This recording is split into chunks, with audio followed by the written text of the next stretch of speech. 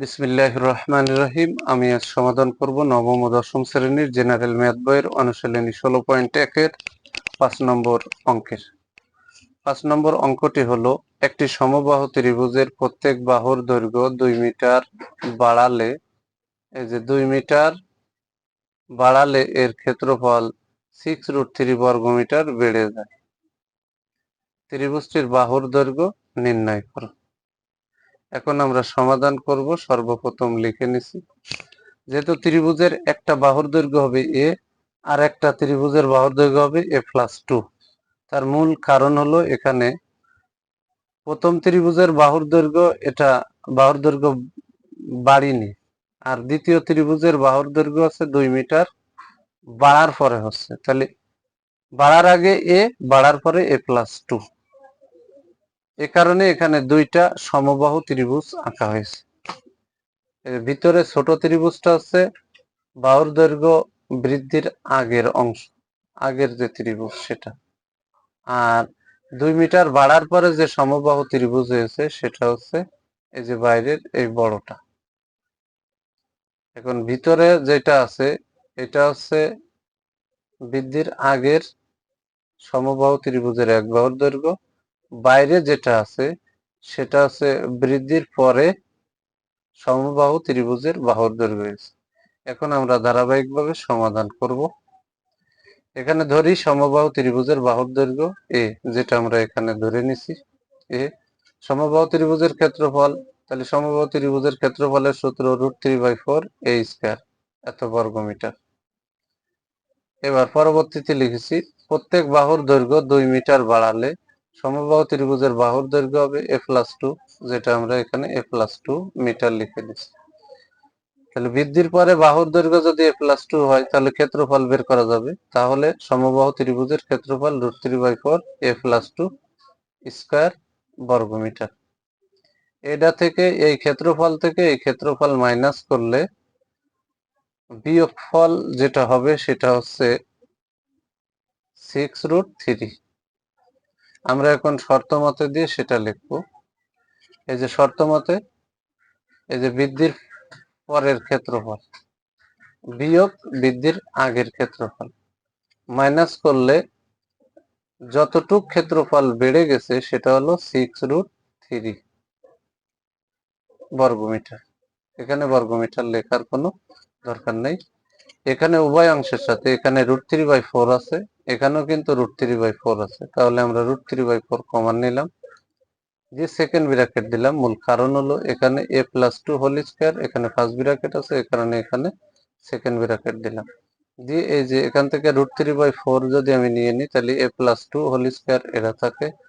এখানে √3/4 যদি আমি নিয়ে নিই, তাহলে এখানে থাকে -a² ইকুয়াল টু এই যে 6√3। এটা তো বসেই গেছে। এবার এই √3/4 এটা কিন্তু এই অংশের সাথে গুণ আকারে আছে, তাহলে সমানের ডানে গেলে ভাগ হয়, এবং যখন ভাগ চিহ্ন দিই ভাগের ডানেরটা কিন্তু সেই ভগ্নাংশটা উল্টোই দিতে হয়। তাহলে আমরা একটা লাইন গ্যাপ দিয়ে বাম পাশে √3/4 আছে, ডান পাশে আমরা ভাগ না দিয়ে গুণ দিয়ে ভগ্নাংশটা উল্টোই দিলাম। এই 4 কে উপরে দিয়ে দিলাম, √3 কে নিচে দিলাম, আর ভাগ চিহ্ন এখানে না বসিয়ে গুণ চিহ্ন বসালে একটা লাইন কম করা লাগবে। তাহলে এখানে √3 আর এই √3 কাটা, তাহলে এখানে 6 আর 4 আছে, তাহলে 6 গুণ 4, 4 ছক আছে এখানে 24, আর এখানে কিন্তু a কে a ধরেছি আর 2 কে b, তাহলে a+b হোল স্কয়ার বর্গ নির্ণয়ের সূত্র হচ্ছে a² + 2ab + b², আর এই যে -a²। এখানে a² এর আগে প্লাস, a² এর আগে মাইনাস, এইটা আর এইটা কেটে গেল, 2 দুগুণী 4, আর এই করতে এই যে প্লাস চিহ্ন, এখানে 2 এর উপরে স্কয়ার মানে 2 দুটো আছে এবং গুণ আকারে আছে, তাহলে 2 দুগুণী 4 ইকুয়াল টু 4 ছক 24। এই যে এবার বা দিয়ে 4a কে বাম পাশে রাখলাম, ইকুয়াল টু এই যে 24, বামে +4 ডানে যে -4 আছে। তাহলে এখানে কিন্তু আমরা 24 থেকে যদি 4 ফেলাই দিই তাহলে 20 থাকে, তাহলে বা দিয়ে 4a ইকুয়াল টু আমরা 20 পেয়ে গেলাম। এবার যেহেতু আমরা এর মান বের করব, সমবাহু ত্রিভুজের বাহুর দৈর্ঘ্য বের করব, তাহলে এ কে আমরা বাম পাশে রাখলাম বা দিয়ে, এবার এর সাথে 4 গুণ আকারে আছে, সমানের ডানে গেলে হবে ভাগ। অতএব এ ইকুয়াল টু 4 20-এর ভিতরে যায় 5 বার, তাহলে এই যে 5 বসায় দিল। তাহলে আমরা সমবাহু ত্রিভুজের বাহুর দৈর্ঘ্য ধরেছিলাম এ, এর মান কিন্তু এখন পেয়ে গেলাম। তাহলে আমরা পরিশেষে এখানে অতএব দিয়ে লিখতে পারি, অতএব সমবাহু ত্রিভুজের বাহুর দৈর্ঘ্য 5 মিটার। এটাই হচ্ছে অ্যান্সার।